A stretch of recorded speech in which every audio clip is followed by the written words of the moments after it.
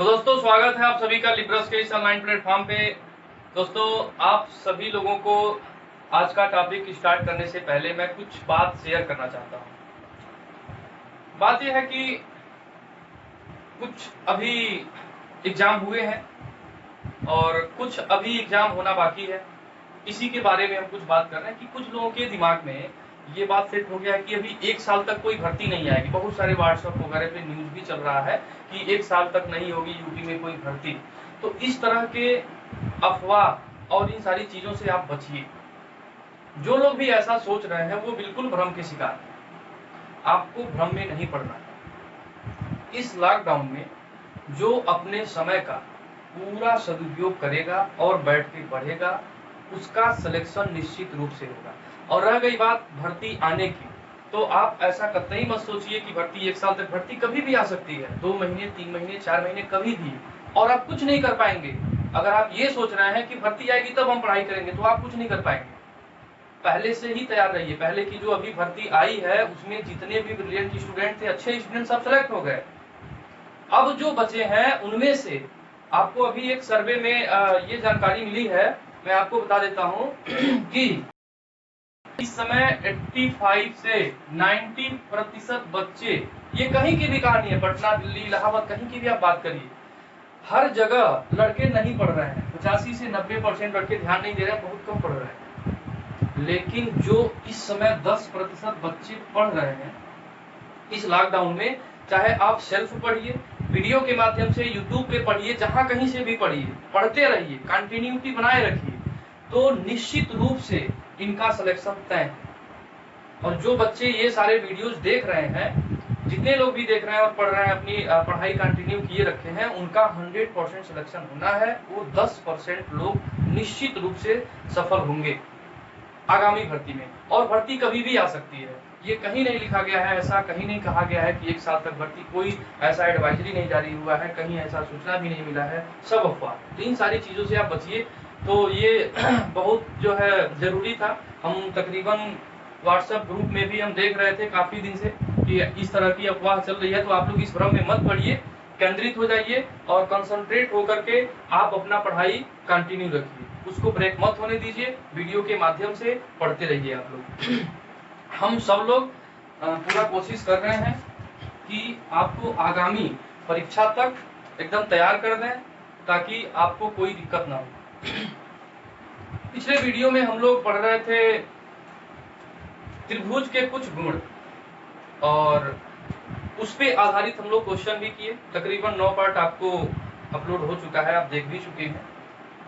और इसके बाद से अभी इसके बाद जो हम लोग पढ़ने वाले हैं, त्रिभुज का गुण है, बहुत बहुत महत्वपूर्ण है, किसी भी एग्जामिनेशन के लिए बहुत ज्यादा इंपॉर्टेंट है। तो इसको बहुत ही ध्यान से समझना पड़ना जरूरी है। चलिए आज का टॉपिक है सिमिलर ट्रायंगल, समरूप त्रिभुज। आज हम लोग पढ़ेंगे जो एग्जाम के लिए बहुत अत्यधिक महत्वपूर्ण है, मोस्ट इम्पॉर्टेंट, बहुत महत्वपूर्ण टॉपिक है।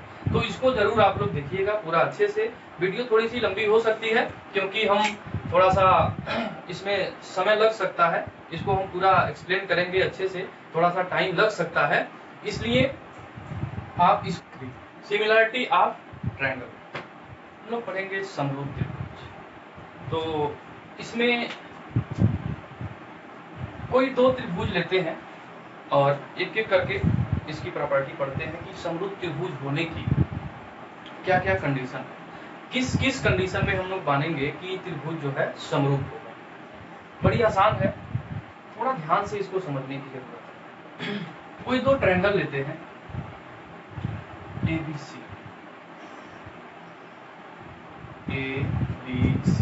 और एक त्रिभुज ले लेते हैं PQR। समरूप त्रिभुज का मतलब समरूप, मतलब देखने में जो है एक जैसा, समान रूप का, एक जैसा।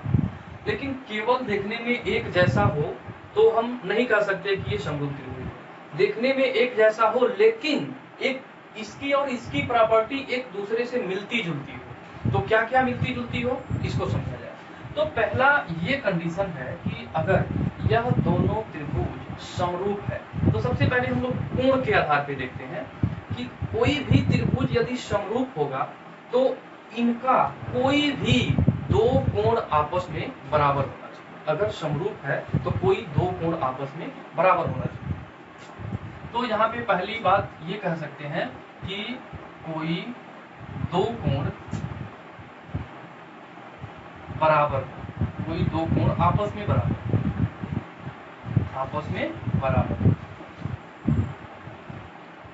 तो पहला कंडीशन तो ये है कि इनमें से कोई दो कोण आपस में बराबर होना चाहिए। जैसे कि मान लीजिए अगर ये वाला कोण मान लेते हैं 70 डिग्री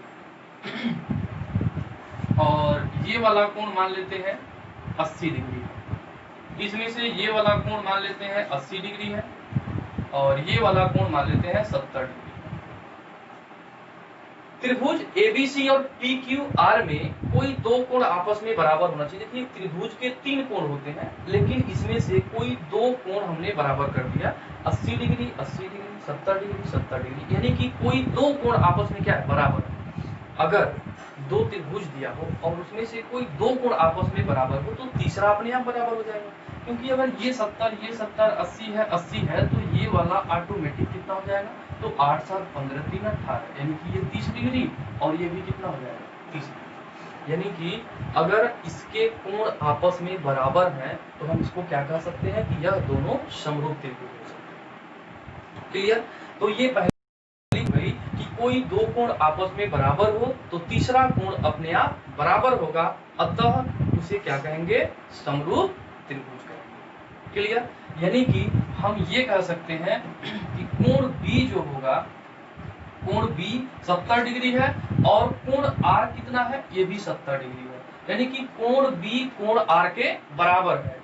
अब ये कह सकते हैं कि कोण A जो होगा, कोण A वो किसके बराबर होगा, तो कोण Q के बराबर, क्योंकि ये भी 80 डिग्री है और ये भी 80 डिग्री है, तो कोण A कोण Q के बराबर होगा। और कोण C जो होगा वो कोण B के बराबर होगा। इसी को कहते हैं हम लोग समरूप त्रिभुज। क्लियर? तो समरूप त्रिभुज होने की ये पहली कंडीशन है कि किसी भी त्रिभुज का अगर कोई दो कोण आपस में बराबर हो तो तीसरा अपने आप बराबर होगा, अतः वह त्रिभुज क्या कहलाएगा, सिमिलर ट्रायंगल। क्लियर? तो यहाँ पे हम ये कह सकते हैं कि करेस्पॉन्डेंस एंगल जो होगा वो आपस में बराबर। अब देखिए इसमें एक बहुत छोटी सी बात ये है जानने के लिए, अगर हम इन दोनों को समरूप दिखाना है तो लिखेंगे त्रिभुज ABC और ये सिमिलर होगा त्रिभुज QR, ये दोनों समरूप होगा। लेकिन अगर इस तरह से लिखेंगे कि एक त्रिभुज ABC और PQR समरूप है तो ये गलत हो जाएगा, क्योंकि आपको थोड़ा सा यहाँ बहुत ही माइनर मिस्टेक समझना पड़ेगा, इस तरह से आप इसको नहीं देख सकते। देखिए कोण A जो है यहाँ पे इंगित करेगा कि कोण P के बराबर है, लेकिन ऐसा नहीं है। देखिए कोण A जो है कोण P के बराबर है क्या, नहीं है, यानी कि आप इसको ऐसा नहीं देख सकते। अब देखिए यहाँ पे कोण B जो है ये Q के बराबर, कोण B Q के बराबर है, देखिए कोण B कोण Q के बराबर नहीं है। कोण C जो है कोण R के बराबर है, नहीं है, बिल्कुल नहीं है। यानी कि यहाँ पे अगर आप लिखते हैं कि ये दोनों त्रिभुज सिमिलर है तो इसके कोणों को भी ध्यान में रखना पड़ेगा। अतः आप इसको लिखेंगे अगर कि दोनों त्रिभुज समरूप है, अगर इसको प्रदर्शित करना है तब आप लिखेंगे त्रिभुज ABC। आपने इधर ABC तो लिख दिया, अब देखिए A के बराबर कौन सा है, तो त्रिभुज लिखेंगे यहाँ पे A के बराबर, A 80 डिग्री यानी कि क्या है, Q, तो Q लिखेंगे। B के बराबर क्या है, B के बराबर है आपका, यहाँ इस वाले त्रिभुज में B के बराबर क्या है, R है, तो QR, और C के बराबर क्या है, P, तब लिखेंगे QRP। अब इसको लिख सकते हैं कि त्रिभुज ABC QRP के बराबर होगा। यानी कि यहाँ पे कोणों को ध्यान में रखना है, कोण को ध्यान में रखते हुए त्रिभुज को हमें इंगित करना है, बहुत छोटी सी बात है। अब इसके बाद से हम लोग, पहला तो ये हो गया कि कोई दो कोण आपस में बराबर हो तो तीसरा अपने आप बराबर होगा। अब इसके बाद से हमें डिस्कस करना है इनके भुजाओं के आधार पे भी, और अब भुजाओं के आधार पे हम लोग पढ़ेंगे। पहला कोण के आधार पे था कि इनके संगत कोण आपस में बराबर होते हैं। दूसरा प्रॉपर्टी है इनके संगत भुजाओं का अनुपात भी आपस में बराबर होता है। इनके संगत भुजाओं का अनुपात बराबर होता है। संगत भुजाओं का अनुपात बराबर होता है। तो पहला आपने पढ़ा कि संगत कोण आपस में बराबर होते हैं, दूसरा है कि संगत भुजाओं का अनुपात आपस में बराबर होता है। अब इसमें जैसे हम बात करें संगत भुजा का, अगर त्रिभुज समरूप है, तो इनके संगत भुजाओं का अनुपात आपस में बराबर होगा। अतः संगत भुजा मतलब ये हो गया कि यहाँ से अगर AB अगर भुजा को लेते हैं तो इसका अनुपात जो होगा PQ के साथ, और ये बराबर होगा इसका संगत भुजा यानी कि AC का और PR का रेशियो तथा BC का रेशियो और QR का रेशियो, इन भुजाओं का अनुपात आपस में बराबर होगा। इसका दूसरा कंडीशन है कि अगर त्रिभुज समरूप है तो इनके संगत भुजाओं का अनुपात भी आपस में बराबर होगा। अब इसके बाद से इन भुजाओं पे आधारित कुछ सवाल भी पूछता है। कैसे कैसे सवाल पूछता है? कोणों के आधार पे भी सवाल पूछता है, भुजाओं के आधार पे सवाल, और भी इसकी प्रॉपर्टी है। पहले इस भुजा के आधार पे एक दो एग्जाम्पल आपको बता दें कि सवाल पूछता किस तरह से। बहुत आसान है। जैसे मान लीजिए अगर दे दिया तो इसको आप नोट्स बनाते जाइएगा एक एक करके, और इसकी हम अभी एक एक प्रॉपर्टी हम बारी बारी से बताते जाएंगे। थोड़ा सा इसमें एग्जाम्पल समझा दें कि भुजाओं के आधार पे कैसे सवाल आते हैं। तो इसको आप वीडियो पॉज करके नोट भी करते रहिएगा। जैसे मान लीजिए अगर दे दिया कोई ट्रायंगल है ABC, एग्जाम्पल लेते हैं कि कोई त्रिभुज अगर दे दिया ABC, ABC और त्रिभुज PQR समरूप है। ये मान लीजिए समरूप ABC और PQR समरूप त्रिभुज है। अगर समरूप त्रिभुज है, इसमें अगर कंडीशन दे दिया कि भाई AB की लंबाई मान लीजिए 6 दे दिया, AC की लंबाई दे दिया 5, ठीक है। AB की लंबाई 6, AC की लंबाई 8 दे दिया, BC की लंबाई 5। यहाँ पे दे दिया कि PQ की लंबाई मान लीजिए 18 है और इसका लंबाई दे दिया 15 है, और PR की लंबाई पूछ दिया है। कोई भी भुजा दिया रहे, ठीक है, और उसकी लंबाई पूछ दे, तो आपको पता है कि संगत भुजाओं का अनुपात आपस में बराबर होता है। ध्यान से समझिएगा। संगत भुजा यानी कि AB और PQ का अनुपात AC और PR का अनुपात क्या होता है? आपस में बराबर होता है। तो हम इसका अनुपात बराबर करेंगे, यानी कि हम लिख देंगे AB अपान में PQ बराबर AC अपान में PR। कई बार ये पूछा हुआ है इस तरह से सवाल, कई बार एग्जाम में पूछा। बहुत बेसिक छोटा छोटा सवाल इस पे बनता है और अच्छा भी सवाल बनता है। तो बिल्कुल ये बच्चों वाला है, समझिएगा। AB की लंबाई कितनी है? 6। PQ की लंबाई कितनी है? 18। यहाँ से AC की लंबाई कितनी है? तो 8। और PR की लंबाई कितनी है? यही फाइंड करना है। अब देखिए कितना आसान है। आप चाहे तो ये रेशियो भी ले सकते हैं, लेकिन इससे कोई फायदा नहीं है। आपको केवल यहाँ से PR निकालना, बहुत ईजी है। अब इसको काट देंगे तो 6 तियां 18 और 8 तियां कितना हो जाएगा? 24। यानी कि हम ये कहेंगे कि PR की लंबाई 24 हो जाएगी। 24 इकाई जो भी दिया है यूनिट इसका, चाहे मीटर सेंटीमीटर कुछ भी दिया है। तो इस प्रकार से हम PR की लंबाई फाइंड कर सकते हैं। अब देखिए यहाँ से डायरेक्ट भी इसको कर सकते हैं। संगत भुजाओं का अनुपात आपस में बराबर होता है। तो अगर ये भुजा 6 है और ये भुजा 18 है तो इसका यह कितना गुना, इसको डायरेक्ट हम रेशियो से कर सकते हैं। बहुत इजी है। अगर ये भुजा 6 है और ये वाला इसका संगत भुजा 18 है, कितना गुना है? 3 गुना है। तो हम इसको भी 3 गुना कर सकते हैं। तो 8 तियां कितना हो जाएगा? डायरेक्ट 24 इकाई। देखिए ये 6 है और ये 18 है, तो 6 तियां कितना होगा? 18। 3 गुना है, यानी कि इसका संगत भुजा है। AB का संगत भुजा PQ क्या है? PQ AB का 3 गुना है। तो इसको भी इसका संगत भुजा क्या है? PR। तो इसका भी हम 3 गुना कर देंगे तो 8 तियां कितना हो जाएगा? 24। अगर इसको भी 3 गुना करें तो ये 24 इकाई हो जाएगा। इस तरह से डायरेक्ट हम PR की लंबाई फाइंड कर सकते हैं। एक एग्जांपल और लेते हैं बहुत ही आसान है।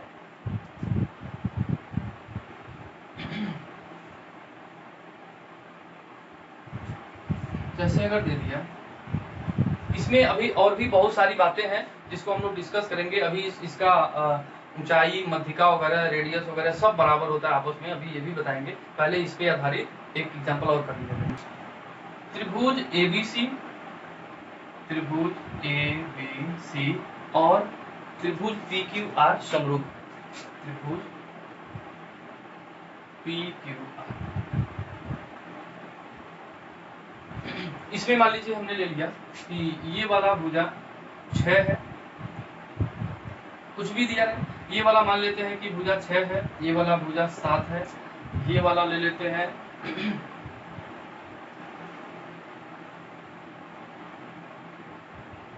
6, ये ले लेते हैं कि 12 है, और ये वाला भुजा ले लेते हैं, चाहे ये वाला भुजा हमें फाइंड करना, बस इतना ही दिया हुआ है। तो बिल्कुल इजी है। आप यहाँ से डायरेक्ट देखिए कि इसका संगत भुजा BC का संगत भुजा क्या है, QR है। ये 6 का क्या है, डबल है, इसको भी हम डबल कर देंगे। AB का संगत भुजा क्या है, PQ है। अगर PQ फाइंड करना है तो 7 का डबल क्या हो जाएगा, 14, डायरेक्ट हो गया। तो इस तरह से इसमें सवाल आता है और भी कई सारे क्वेश्चंस आते हैं। अब इसका नेक्स्ट हम लोग प्रॉपर्टी पढ़ते हैं, समरूप त्रिभुज होने का नेक्स्ट प्रॉपर्टी क्या है। नेक्स्ट है कि बराबर, इसके पहले हम त्रिभुज में बता चुके होंगे कि बराबर कोण के सामने का भुजा का अनुपात भी आपस में बराबर होता है। यहाँ पे हम लिख दे रहे हैं, बराबर कोण के सामने की भुजा का अनुपात आपस में बराबर होता है। जैसे कि अगर हमने कोई दो ट्रायंगल ले लिया, ABC और PQR, ABC और PQR दो त्रिभुज है, PQR। अगर ये वाला कोण हम मान लेते हैं कि 30 डिग्री है, ये वाला कोण 80 डिग्री ले लेते हैं, और ये वाला कोण 70 डिग्री ले लेते हैं। इसमें ये वाला कोण 70 डिग्री, 30 डिग्री और इसको 80 डिग्री ले लेते हैं। अब देखिए कह रहा है कि बराबर कोण के सामने की भुजा का अनुपात आपस में बराबर होता है। बहुत इंपॉर्टेंट ये भी है, इस पे भी अभी हम लोग पढ़ेंगे थेल्स थ्योरम। थेल्स थ्योरम इसी पे आधारित है। अभी इसको हम थेल्स थ्योरम में पढ़ाएंगे, इसके बाद तो अभी आप प्रूव करेंगे उसे। तो बराबर कोण के सामने की भुजा का अनुपात आपस में बराबर, यानी कि अगर यहाँ पे कोण भी 30 डिग्री है तो 30 डिग्री जिस ट्रायंगल से स्टार्ट करेंगे हमेशा उसी से पहले ऊपर वाली वैल्यू लिखना है। यानी कि हम 30 डिग्री ये पहले वाले ट्रायंगल में ले रहे हैं, तो 30 डिग्री के सामने की भुजा क्या ले रहे हैं, AC।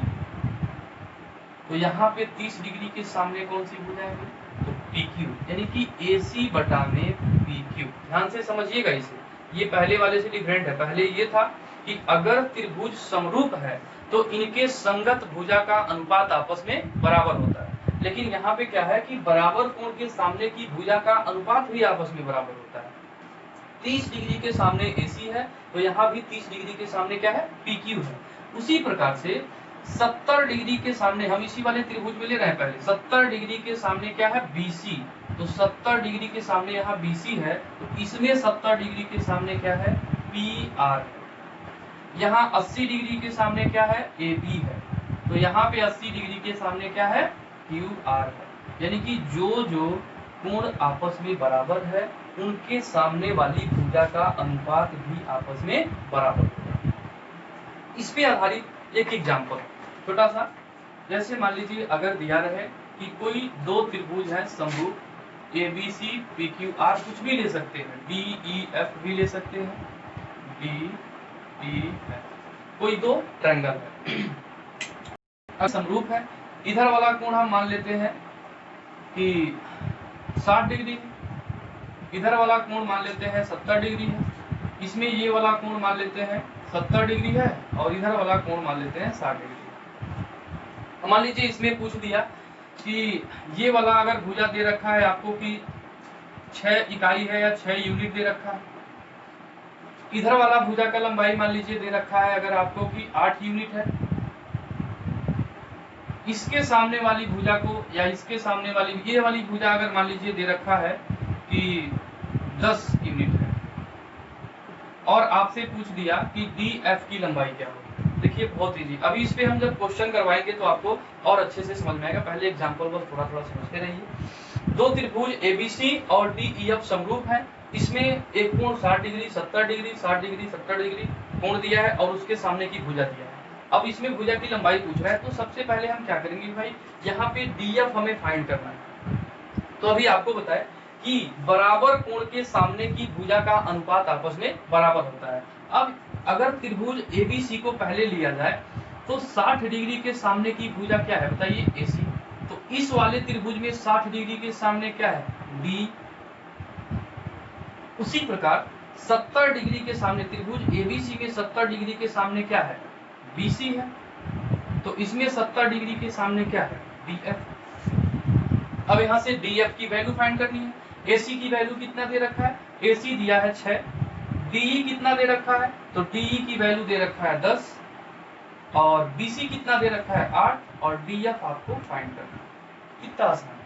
अब इसको भाग देंगे तो ये हो गया 3, ये हो जाएगा 5, यानी कि यहां से डीएफ की आप वैल्यू निकालते हैं तो ये हो जाएगा 8 × 40 बटा में 3 इकाई यूनिट, ये हो जाएगा डीएफ की। तो इस प्रकार से हम कोई भी त्रिभुज दिया रहेगा आसानी से उसकी भुजा फाइंड किया जा सकता है। अब इसके बाद से नेक्स्ट प्रॉपर्टी इसकी ये है कि समरूप त्रिभुज एबीसी और पीक्यूआर के, समरूप त्रिभुज एबीसी पीक्यूआर या डीईएफ कुछ भी ले सकते हैं ना, कोई दो त्रिभुज है मान लीजिए समरूप त्रिभुज, तो इसके संगत भुजा, ऊंचाई, मध्यिका और इसका बाह्य वृत्त की त्रिज्या, अंतः वृत्त की त्रिज्या, अंतः समद्विभाजक, बाह्य समद्विभाजक, ये सब का अनुपात आपस में बराबर होता है।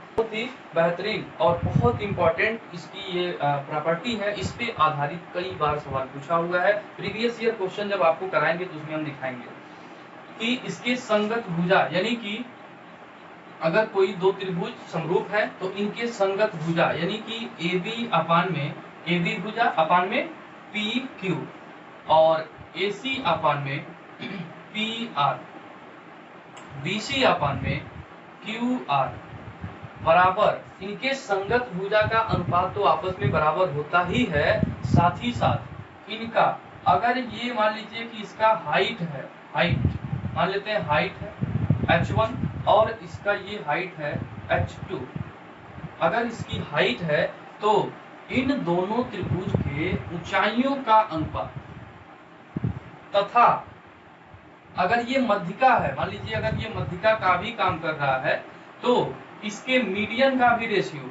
दोनों त्रिभुज के मीडियन का भी रेशियो, और साथ ही साथ इनके परिमाप की अगर बात किया जाए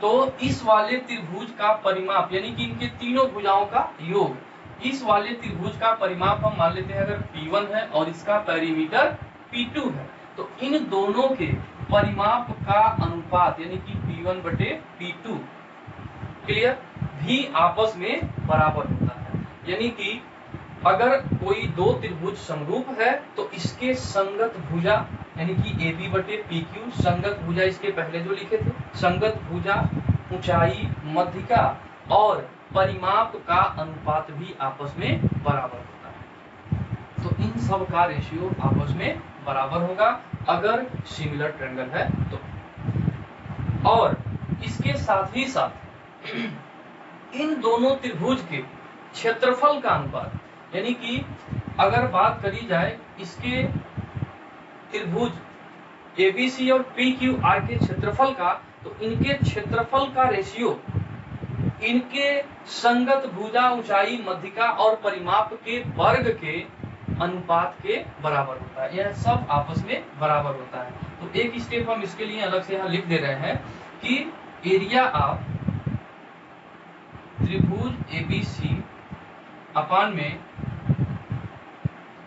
एरिया ऑफ त्रिभुज पी क्यू आर।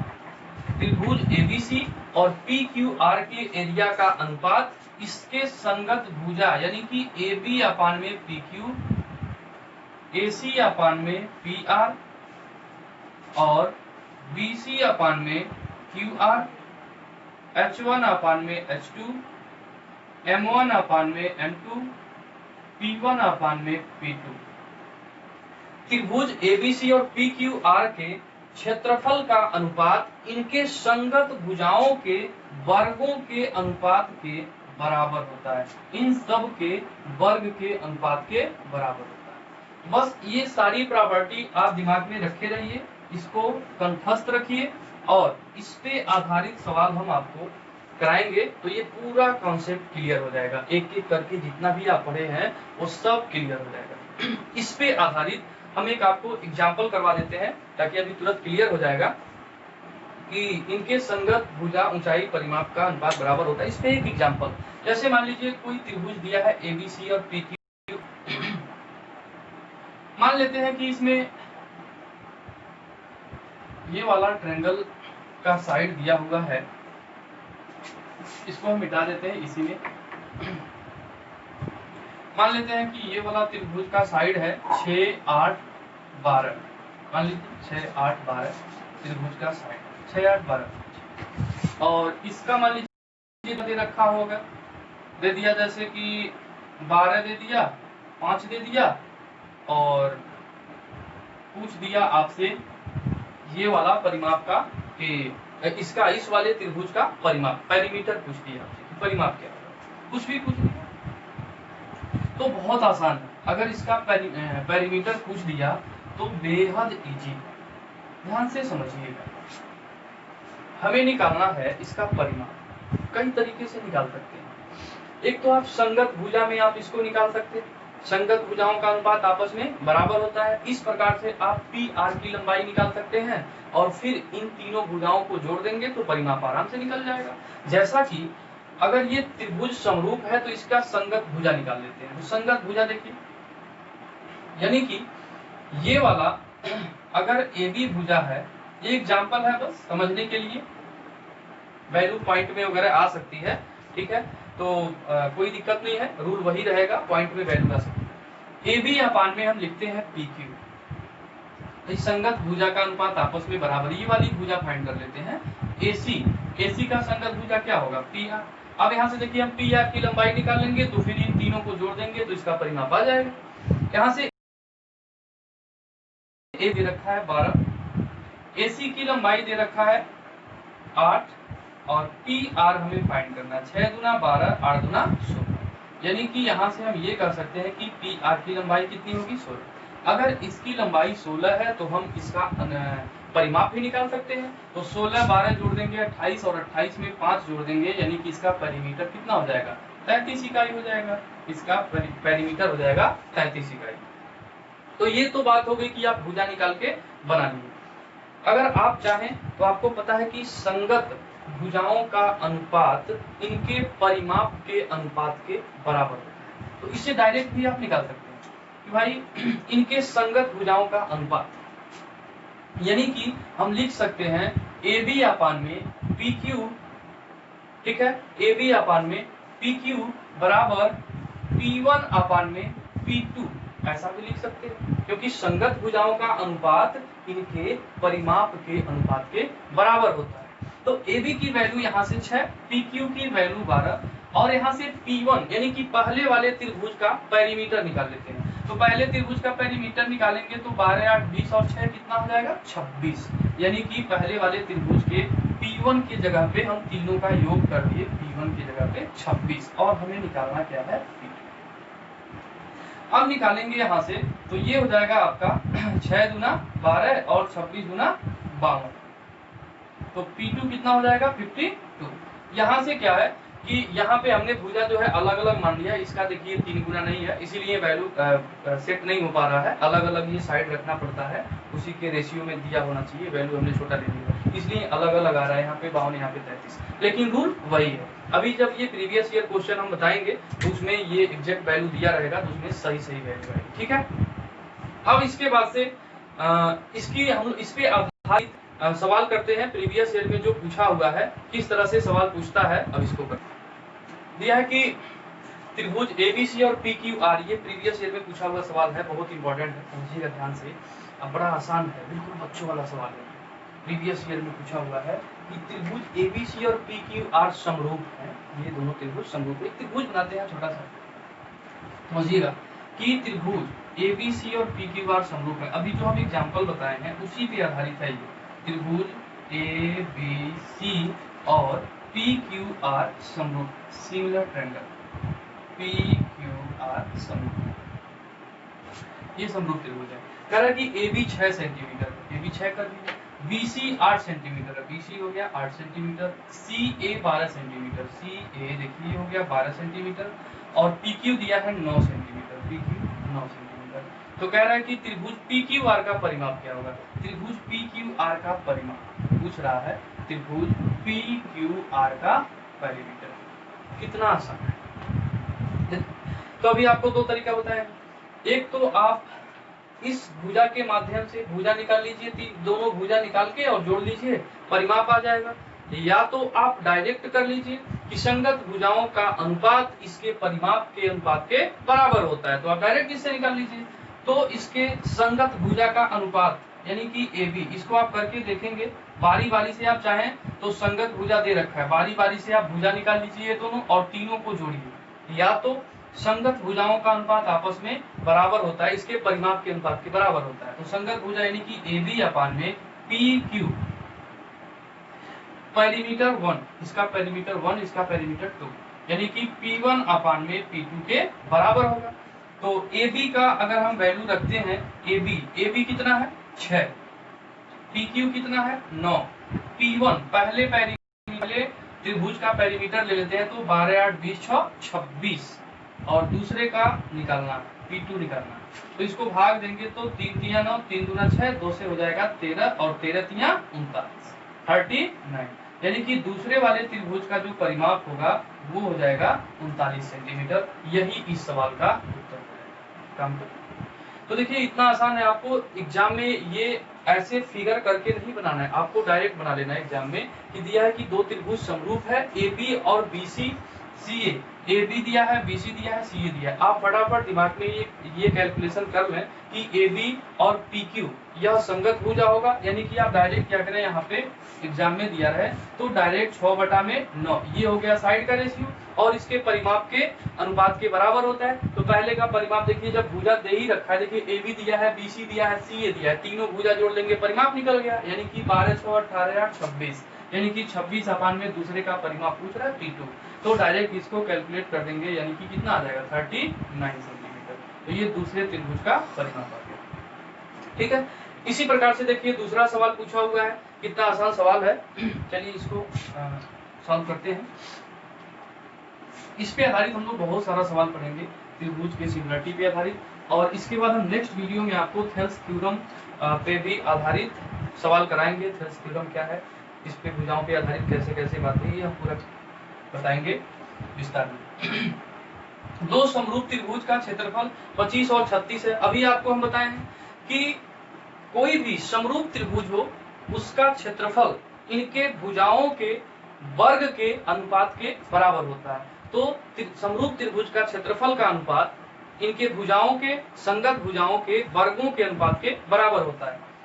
दो समरूप त्रिभुज, कोई भी समरूप त्रिभुज हो, दिया है क्षेत्रफल इसका, पहला मान लेते हैं भाई, पहले का क्षेत्रफल फर्स्ट वाले ट्रायंगल फर्स्ट का एरिया जो है आपको दिया है 25 सेंटीमीटर स्क्वायर, और त्रिभुज सेकंड इसका एरिया दे रखा है 36 सेंटीमीटर स्क्वायर। पता होना चाहिए कि किसी भी त्रिभुज के क्षेत्रफल का अनुपात करेंगे तो कितना होगा 25/36, और ये क्षेत्रफल का अनुपात इसके भुजाओं के वर्गों के अनुपात के बराबर होता है। तो मान लेते हैं कि पहले त्रिभुज का साइड S1 है और दूसरे त्रिभुज का साइड S2 है। S फॉर साइड और 1 से पहले त्रिभुज का, S फॉर साइड, 2 फॉर दूसरे त्रिभुज का, यानी कि इसके साइड के रेशियो के बराबर होगा इसके त्रिभुज का क्षेत्रफल, साइड के वर्ग के रेशियो के बराबर होगा, तो इसका वर्ग कर दिया।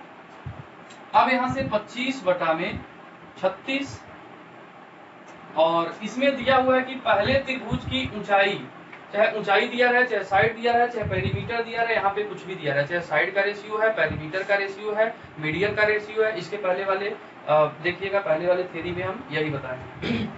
तो पहले वाले त्रिभुज की ऊंचाई दे रखा है 15, तो यहाँ पे S1 की जगह पे या H1 H2 यहाँ पे लिख सकते हैं, यहाँ पे लिख दिया 15, तो 15 का स्क्वायर, और दूसरे का हमें निकालना है तो इसको हम H2 स्क्वायर ही मान लेते हैं, ठीक है, क्योंकि हमें दूसरे त्रिभुज की ऊंचाई फाइंड करनी है। या तो हम S1 की जगह पे चाहे तो H भी लिख सकते हैं, H1 H2, तो H1 की जगह पे 15 हो गया, H2 की जगह पे H2, वही फाइंड करना है दूसरे त्रिभुज की ऊंचाई। अब यहाँ से ये दोनों स्क्वायर इधर आके क्या हो जाएगा, रूट लग जाएगा, तो जब रूट लग जाएगा तो ये हो जाएगा 5/6, और यहाँ पे हो जाएगा 15/H2। यहाँ से दोनों पे स्क्वायर है, स्क्वायर इधर आके रूट लगेगा, ये हो जाएगा 5 25, और ये 36 का 6, 15 यहाँ बच जाएगा, और यहाँ पे H2 बच जाएगा। अब इसको भाग देंगे, कट जाएगा, तो 5 तियां 15 और 6 तियां 18, यानी कि दूसरे वाले त्रिभुज की ऊंचाई कितनी हो जाएगी, 18 सेंटीमीटर हो जाएगी। तो इस तरह से हम कोई भी सवाल दिया रहे आराम से बना सकते हैं। तो ये था समरूप त्रिभुज पे आधारित सवाल। इसके बाद हम लोग पढ़ेंगे थेल्स थ्योरम, बहुत इंपॉर्टेंट वो भी है, और इन आधारित अभी बहुत सारा सवाल करना बाकी है, समरूप त्रिभुज पे आधारित जो प्रीवियस ईयर में पूछा हुआ है, आपके हर एक एग्जाम के लिए बहुत ज्यादा इंपॉर्टेंट है, और सब में से हम लोग लगभग एक एक क्वेश्चन करेंगे, बहुत ये इंपॉर्टेंट है। ठीक है, तो आप लोग जुड़े रहिए, बने रहिए, और मेहनत करते रहिए, ऐसे ही दूसरों को भी बताते रहिए।